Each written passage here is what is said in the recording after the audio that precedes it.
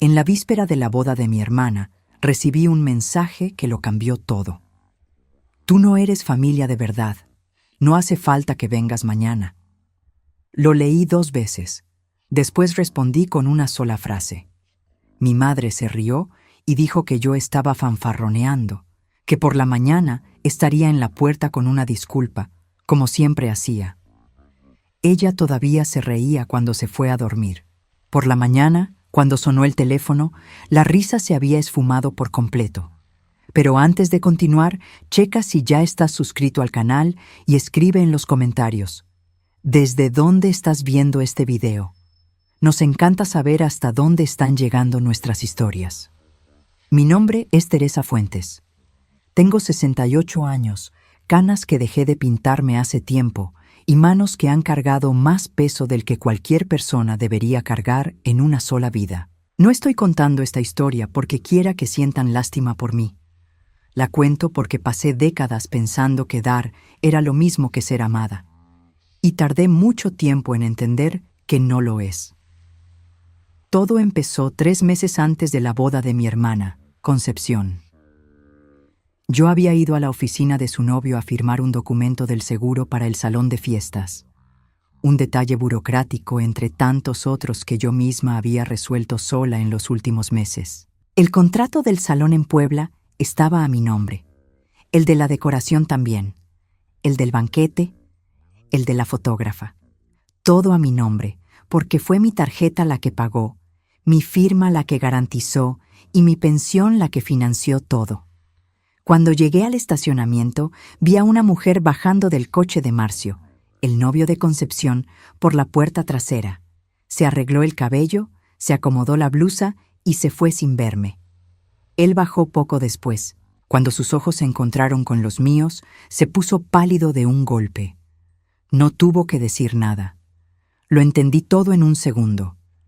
Me quedé parada en el asfalto caliente con la carpeta en la mano, sintiendo el sol de mediodía en la espalda y una frialdad extraña por dentro. No grité, no lloré, solo lo miré con esa serenidad que a veces nos da la edad o que produce el cansancio, no sé bien la diferencia. Él se acercó a mí tropezando con sus propias palabras, que fue un error, que iba a terminar, que amaba a Conchita, que yo no podía contar nada. Le di un plazo, 3 meses, o él lo resolvía o yo hablaba.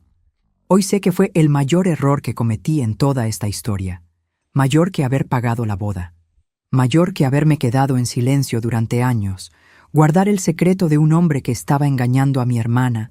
Eso es lo que todavía me pesa de verdad. Pero para entender cómo llegué a aquel estacionamiento, necesito retroceder un poco más. Mi padre murió cuando yo tenía 42 años. Concepción tenía 27.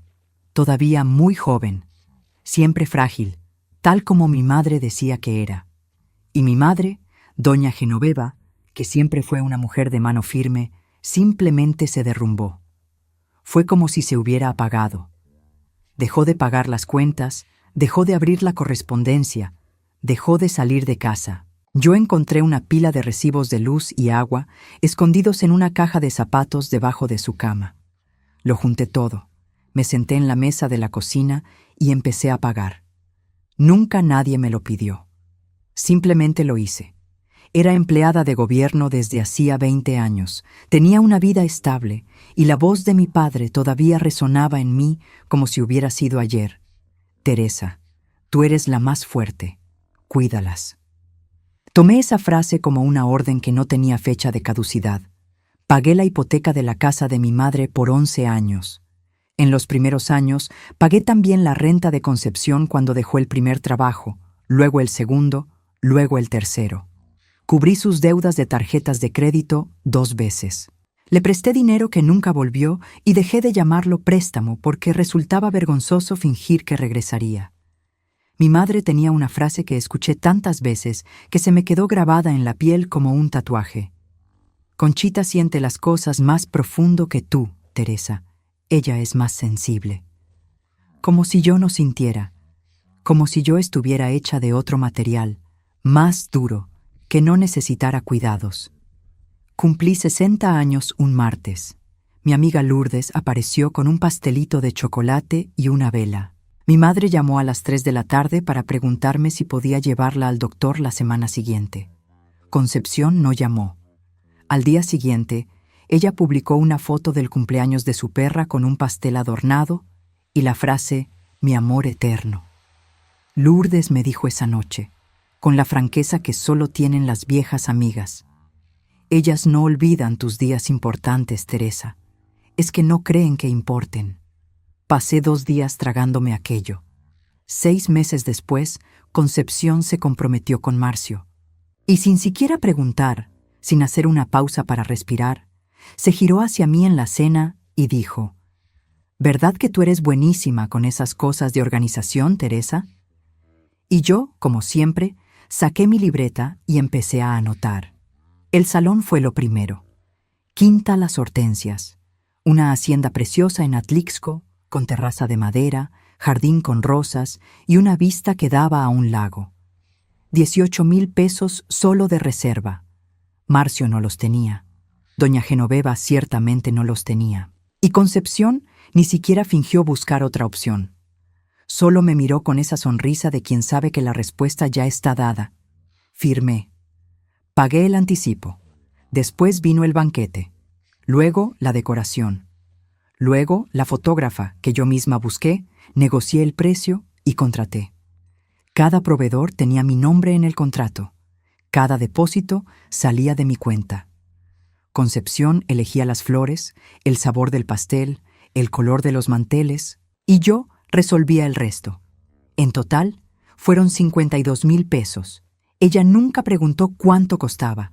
Nunca preguntó de quién era el nombre en los documentos, y yo nunca lo dije, porque pensé que en familia no hacía falta llevar contabilidad.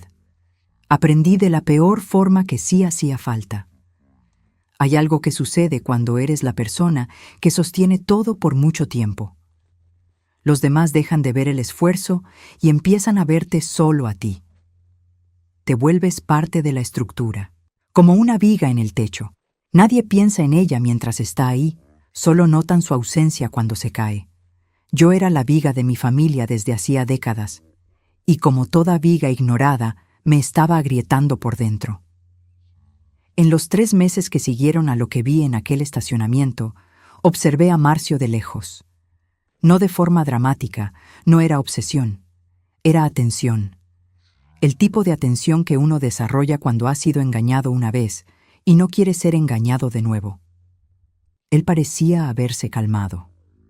El nombre que había mencionado, aquella colega, desapareció de las conversaciones. Se volvió más reservado, más cuidadoso, como alguien que sabe que lo están vigilando. Casi creí que lo había resuelto, pero mientras yo cargaba con ese peso en silencio, algo más estaba pasando. Me estaban haciendo a un lado de la planeación de la boda que yo misma estaba pagando. La madre de Marcio, doña Eunice, entró en escena 2 semanas después del compromiso. Una mujer de 65 años, con el porte de quien ha organizado mucho en la vida. El tipo de persona que llega a un lugar y toma el control sin pedir permiso. Siempre bien peinada, voz firme, opinión para todo. Cuando nos conocimos en una reunión de planeación a la que nadie me avisó, me enteré por Lourdes, que vio una foto en las historias de Concepción. Doña Eunice me miró por encima de la mesa y dijo, con esa sonrisa educada de quien sabe exactamente lo que hace: «Qué bueno que la familia esté tan involucrada, pero tal vez la novia prefiera llevar las cosas con su mamá, ¿verdad?». Miré a mi madre esperando algo, una palabra, un gesto. Ella asintió y dijo, «Sí, es que Teresa a veces quiere mandar en todo». Aquello me dolió de una forma para la que no estaba preparada. No porque fuera novedad, era exactamente lo que mi madre siempre hacía. Me dolió porque fue frente a una extraña, con ligereza, como si fuera un comentario inofensivo sobre el clima. En los días siguientes, me di cuenta de que habían creado un grupo de WhatsApp nuevo sin mí. Me enteré porque la florista me mandó un correo con cambios en los arreglos que venían de notas del grupo de la novia, notas que yo jamás había visto. Llamé a Concepción. No contestó. Le mandé mensaje preguntando por los cambios. Respondió horas después con pocas palabras. Mi mamá y Eunice me están ayudando ahora. Pocas palabras. Después de 52,000 pesos. Llamé a mi madre esa noche, tratando de que no se me quebrara la voz. Le dije que seguía siendo yo quien pagaba todo, que tenía derecho a saber qué se estaba cambiando. Ella suspiró. Ese suspiro largo que usaba desde que yo era niña, el que decía, eres una difícil, sin usar las palabras. Y dijo que ese era precisamente el problema, que yo siempre convertía todo en una cuestión de dinero, que Concepción se sentía sofocada por mi presencia. Sentada a oscuras después de colgar, abrí la computadora y me quedé mirando la carpeta con todos los contratos. Mi nombre en cada línea. Teresa Fuentes, Teresa Fuentes, Teresa Fuentes. No sé bien qué buscaba ahí. Creo que solo quería recordarme a mí misma que yo existía. Intenté una última charla con Concepción. Le pedí ir por un café, solo nosotras dos. Llegó 40 minutos tarde, con el celular en la mano todo el tiempo, y antes de que yo terminara el primer trago dijo, sé que has hecho mucho, pero lo haces todo tan pesado, Teresa. Parece que es tu boda, no la mía. Le dije que había gastado 52,000 pesos. Me señaló como si acabara de confirmar su punto. ¿Ves? Siempre el número, siempre el dinero. Pagué los 2 cafés. Fui al coche.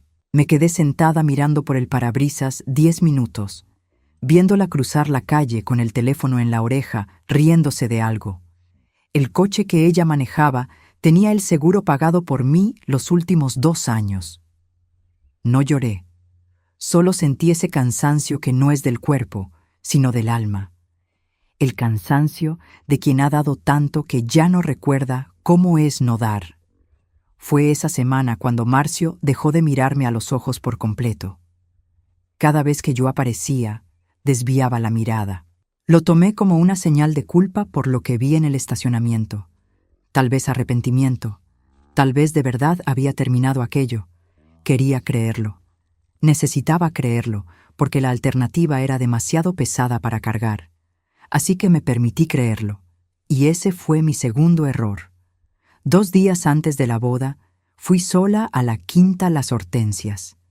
Caminé por el jardín, pasé la mano por la madera de la terraza, miré el lago que reflejaba la tarde. La gerente del lugar, una muchacha llamada Patricia, me encontró en la entrada con una sonrisa cálida. Todo confirmado, doña Teresa. Va a ser hermoso. Regresé a casa. Hice la cena. Le di de comer a mi gato viejo, Bolillo. Me senté en el sofá y me dije que en 2 días todo habría terminado. Concepción estaría casada. Yo habría cumplido mi parte. Y tal vez, solo tal vez, las cosas se volverían más ligeras. A las 9:14 p.m., mi celular vibró. Era un mensaje de Concepción. El mensaje decía, Teresa, ya lo platicamos, mi mamá, Eunice y yo, y creemos que es mejor que no vengas mañana. Es un día para la familia de verdad. Espero que entiendas. Lo leí 3 veces. Familia de verdad. Fui a la ventana y me quedé mirando la calle allá abajo sin ver nada. Mi cabeza estaba extrañamente tranquila. No esa tranquilidad de paz, sino la quietud de quien recibe una descarga eléctrica y el cuerpo aún no la procesa. Llamé a Concepción. Buzón. Llamé a mi madre. Contestó al segundo timbre con una voz ya ensayada, ya preparada, diciéndome que era lo mejor para todos, que Concepción necesitaba un día tranquilo, sin presiones. ¿Qué presiones?, pregunté. Ya sabes cómo eres, Teresa. Eres muy intensa. Colgué. Me senté en la orilla de la cama y me quedé mirando la pared 20 minutos. Después me llamó Lourdes. Ella había visto algo en el celular. Concepción le había tomado captura al mensaje que me mandó y lo había publicado en el grupo de las damas, ese del que yo nunca formé parte. Su frase era, finalmente, sin dramas en mi boda. Las respuestas llegaron rápido. Risas, corazones. Una dama escribió, «Eso, amiga». Otra, «Que se cuide». Mi sobrina, hija de otro hermano, había mandado un emoji de una mano diciendo adiós. Me quedé sentada con el teléfono en la mano casi 2 horas. No lloré. Rebusqué en 8 años de memoria como quien abre un baúl pesado. Los recibos de mi madre pagados mes a mes. Las deudas de Concepción que yo cubría sin preguntar. Los años de renta, de seguro de coche, de emergencias que siempre eran urgentes y nunca iban seguidas de un gracias. Y ahora, 52,000 pesos en contratos con mi nombre y un mensaje diciendo que yo no era familia. Tomé el celular y le escribí una respuesta a Concepción. 5 palabras. Está bien. Págala tú misma. Lo envié y solté el celular en el colchón. 3 minutos después, Lourdes me llamó de nuevo. Concepción también le había tomado captura a mi respuesta y la había mandado al grupo. Su comentario: «Dios mío, qué absurdo». Una dama respondió: «Se cree la dueña de la boda». Mi madre me mandó un mensaje aparte. «Me estás avergonzando, Teresa. Ya basta». No respondí. Abrí la computadora, abrí la carpeta, cada contrato, cada recibo, cada comprobante de transferencia, mi nombre en cada línea. No dormí esa noche. A las 7 de la mañana, sentada a la mesa de la cocina con una taza de café enfriándose en mi mano, con Lourdes a mi lado, que había llegado a las 6 sin que yo se lo pidiera, como hacen las amigas de verdad, tomé el teléfono y marqué a la Quinta Las Hortensias. «Buenos días. Habla Teresa Fuentes. Quisiera cancelar la reservación a mi nombre para el evento de hoy». Del otro lado, un silencio. Después la voz de Patricia, cuidadosa. «¿Está segura, doña Teresa? El evento es en pocas horas». «Estoy segura. El contrato está a mi nombre. Estoy ejerciendo mi derecho de cancelación. 4 llamadas, 12 minutos. El banquete, la decoración, la fotógrafa». Cada uno respondió de la misma forma. Educación, confirmación y finalmente el correo de cancelación llegando a mi bandeja de entrada uno tras otro. Mi voz no tembló en ninguna llamada. Mis manos sí. Las presioné contra la mesa entre una llamada y otra, sintiendo la madera fría bajo las palmas, anclándome. Lourdes se quedó callada al otro lado de la mesa, sólida como siempre, y cuando terminé la última llamada, puso su mano sobre la mía y no dijo nada. No hizo falta. 52,000 pesos de boda cancelados en 12 minutos. No por venganza, porque cada uno de esos contratos tenía mi nombre, porque la persona cuyo nombre estaba en ellos había sido informada de que no era familia. Y si no era familia, tampoco era fiadora, ni patrocinadora, ni la viga que sostenía el techo. Cerré la computadora, miré por la ventana. El bolillo saltó a mis piernas y se quedó ahí, pesado y caliente. Lo dejé quedarse. Sabía lo que venía. Al otro lado de la ciudad, en Cuernavaca, mi madre se despertó temprano. Supe los detalles después por mi prima Claudia, hija de mi tía Rosa, hermana de mi padre, que siempre fue discreta pero ponía atención a todo. Doña Genoveva estaba en la cocina cuando vio mi respuesta de la noche anterior. La leyó en voz alta para doña Eunice, que había llegado a las 7:30 para ayudar con los últimos preparativos. «Mira lo que respondió Teresa. Cree que nos va a asustar». Doña Eunice apenas miró. «Está fanfarroneando.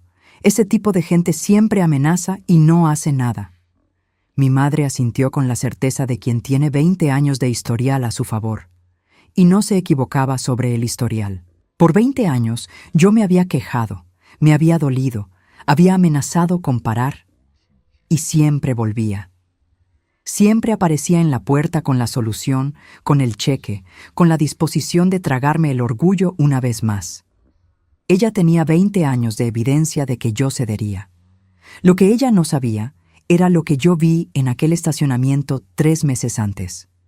No sabía de las 12 personas riéndose en el grupo de mensajes. No sabía que la niña que siempre volvía, finalmente, se había quedado sin razones para regresar. A las 9:22 a.m., Concepción llamó a la quinta para confirmar el montaje de las mesas. Patricia contestó y le informó, con toda la delicadeza posible, que la reservación había sido cancelada por la contratante, Teresa Fuentes, esa misma mañana. Concepción se quedó en silencio casi 10 segundos. Después preguntó quién lo había autorizado. La propia Teresa Fuentes. Ella es la titular del contrato. Pero yo soy la novia. El contrato fue firmado y pagado por la señora Teresa. Ella es la parte autorizada. Se cortó la llamada. Mi madre llamó enseguida. Después el banquete, la decoración, la fotógrafa. 4 paredes, ninguna puerta. Cada proveedor dio la misma respuesta. El contrato estaba a nombre de Teresa Fuentes y solo ella podía autorizar cualquier cosa.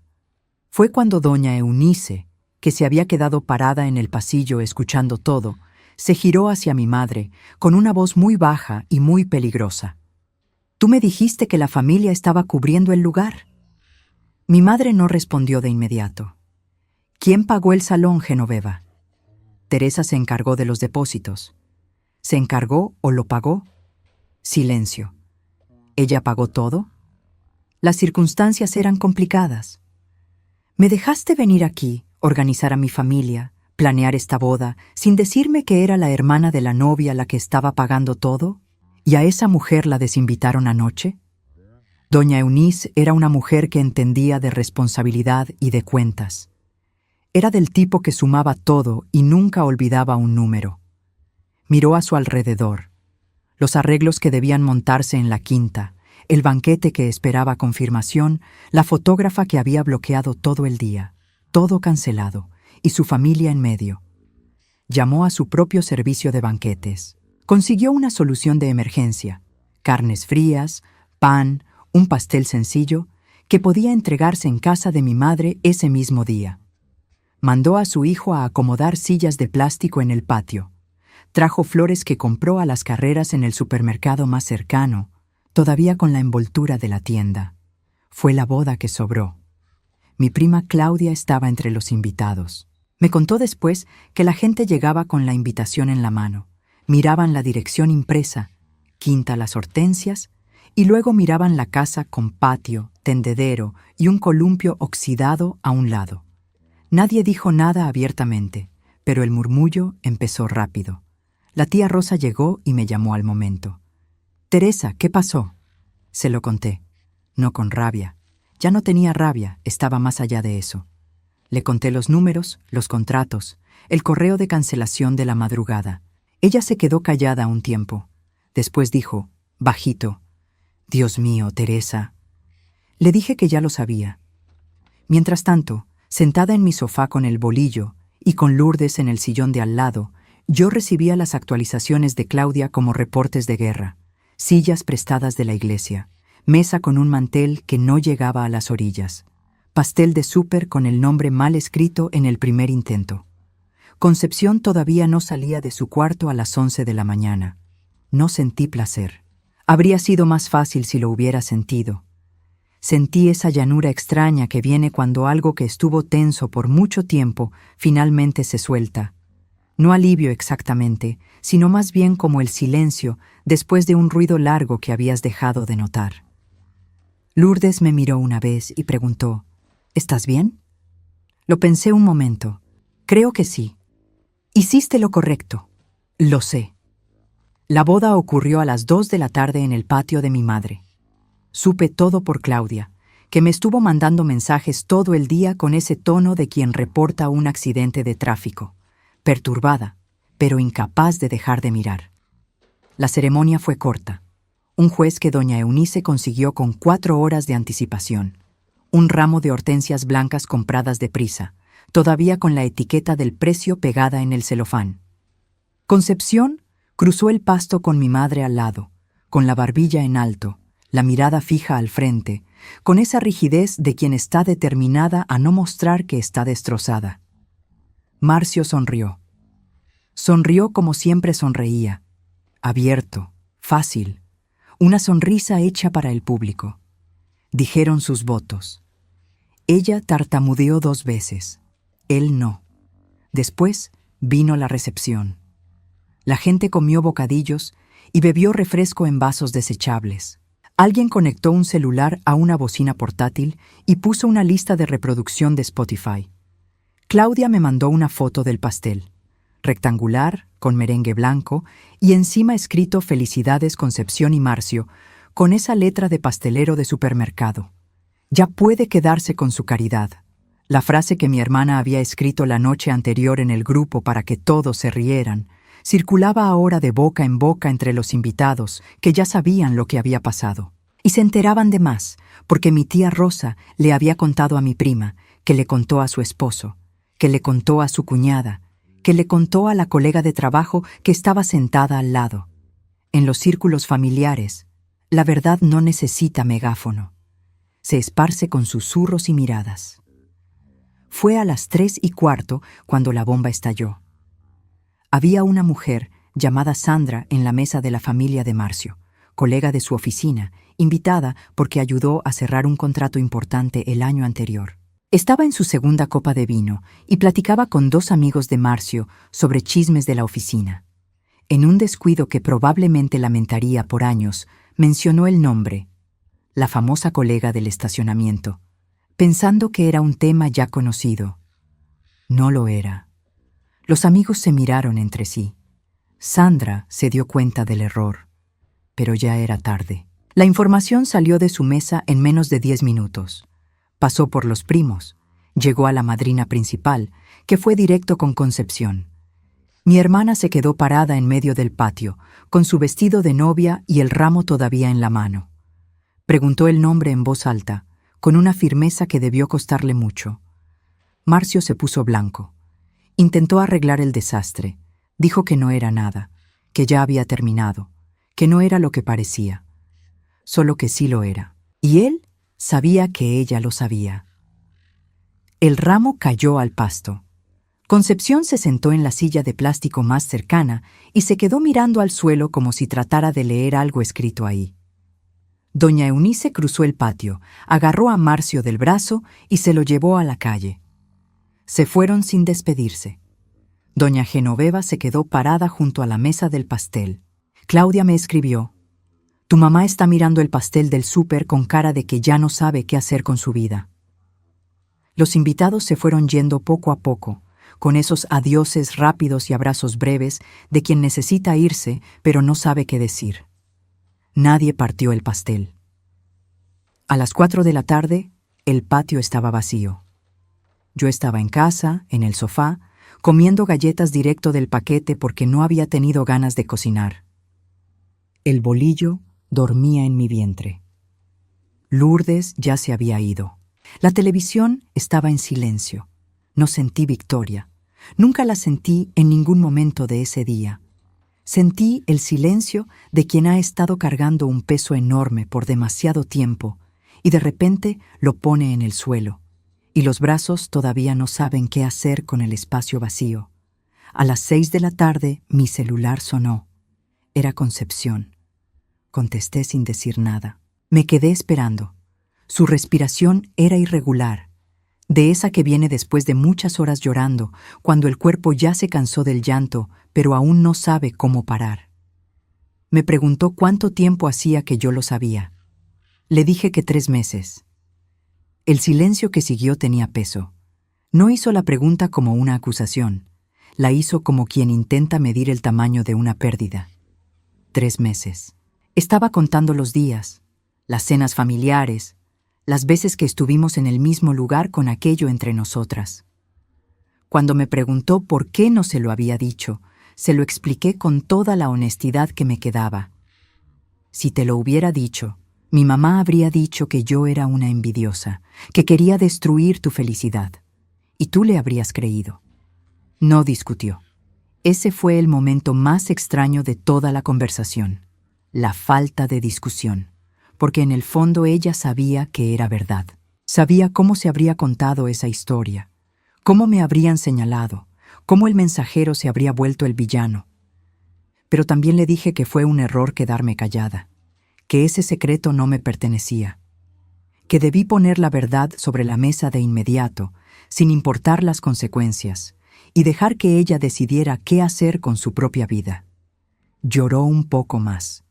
Después la línea se quedó en silencio y se cortó la llamada. No fue un perdón, no fue una reconciliación. Fueron solo dos hermanas reconociendo, al mismo tiempo y por primera vez, el tamaño del desastre. 2 días después, mi madre llamó. Sin un hola, sin un ¿cómo estás? Directo. ¿Ya estás satisfecha? Respiré hondo. No respondí a su pregunta. Dije lo que tenía que decir. Que pagué la hipoteca de su casa por 11 años.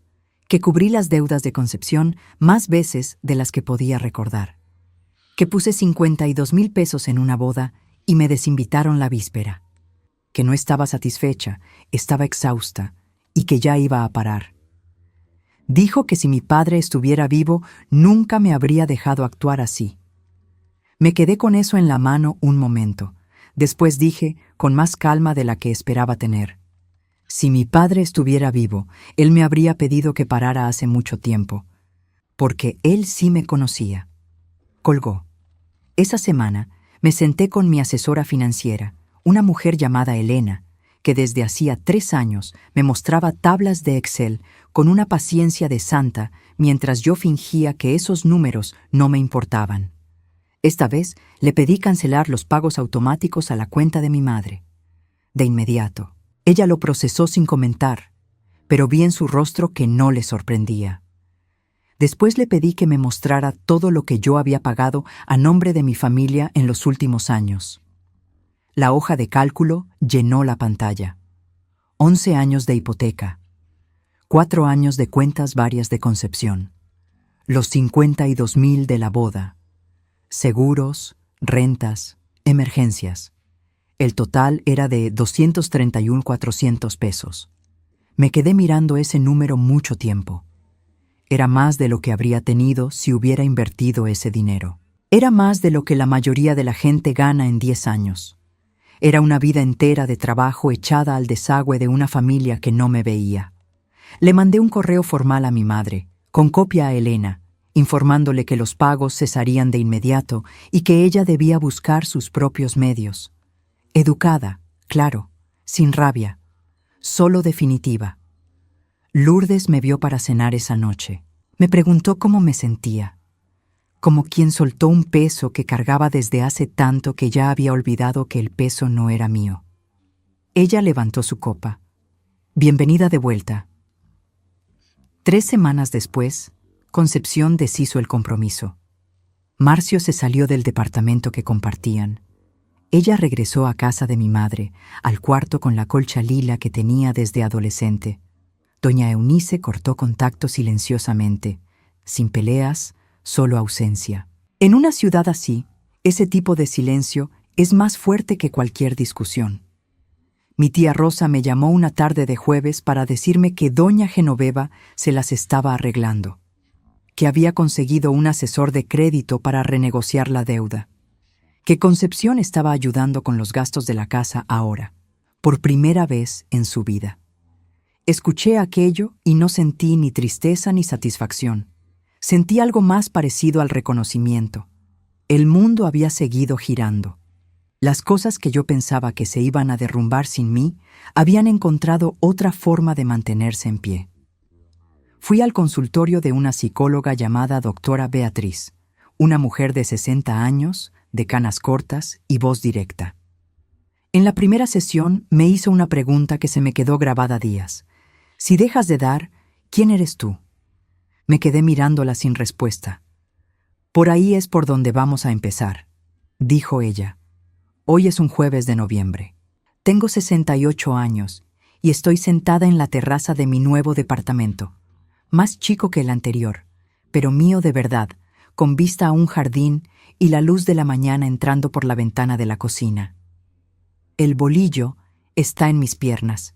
Tiene 14 años y ya está más lento, pero todavía ronronea igual que siempre cuando le paso la mano. Pasé 6 meses aprendiendo a vivir sin el peso que cargué por décadas. No siempre fue bonito.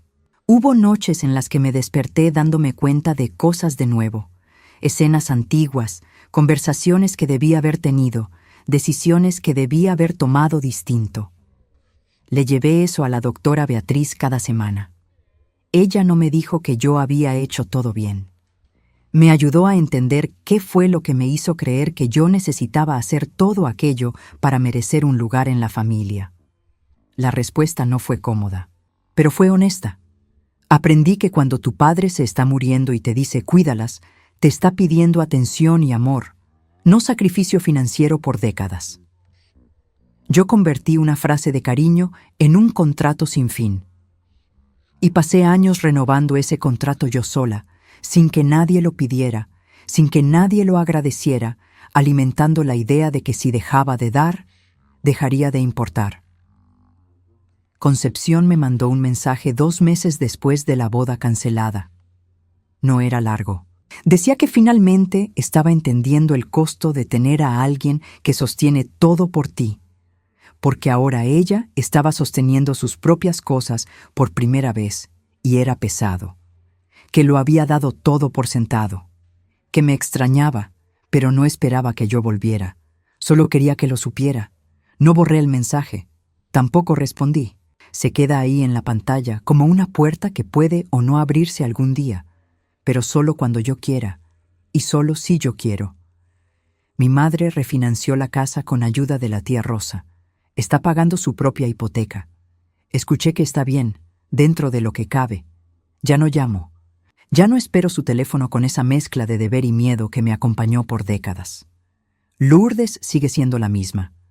Aparece con comida cuando la necesito. Me dice la verdad cuando no la quiero oír y se queda en silencio cuando eso es lo que sirve.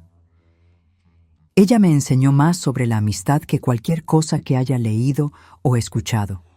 Visito a mi tía Rosa los viernes. Tomamos café, me cuenta las novedades de la familia con esa delicadeza que siempre tuvo, sin juicios, sin dramas. Es un tipo de contacto familiar que yo no sabía que existía porque nunca había tenido espacio para él. Fui al panteón un domingo de octubre. Me senté en el pasto cerca de la lápida de mi padre. Se lo conté todo, no como un reporte, sino como una plática. Le dije que cumplí la promesa que escuché en su voz durante 26 años, que cuidé, que pagué, que sostuve lo que había que sostener, y que ahora me estaba cuidando a mí. Me quedé en silencio un rato. El sol estaba de ese color dorado de las tardes de octubre, calentándome la espalda con una gentileza que solo el fin de año tiene. Un pajarito se paró en la orilla de la piedra, se quedó un segundo y se fue. Cumplí. Pero ahora hago una promesa nueva. Para mí misma.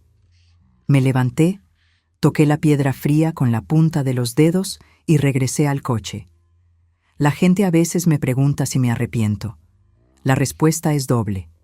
¿De los contratos cancelados? No.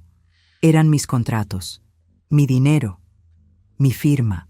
Cuando me dijeron que yo no era familia, tenían razón en algo. Yo no era la familia que ellos querían. Era la familia que pagaba. Y cuando dejé de pagar, tuvieron que arreglárselas solos, y pudieron. Eso me demuestra que siempre pudieron. Solo era más fácil dejármelo a mí. Del silencio sobre lo que vi en el estacionamiento, todos los días. Cada mañana me despierto sabiendo que guardé por 3 meses un secreto que no era mío, que mi hermana pudo haber elegido distinto si yo la hubiera dejado elegir. Aquello no era protección, era control disfrazado de amor. Pensé que yo sabía qué era lo mejor para ella, mejor que ella misma. No lo sabía.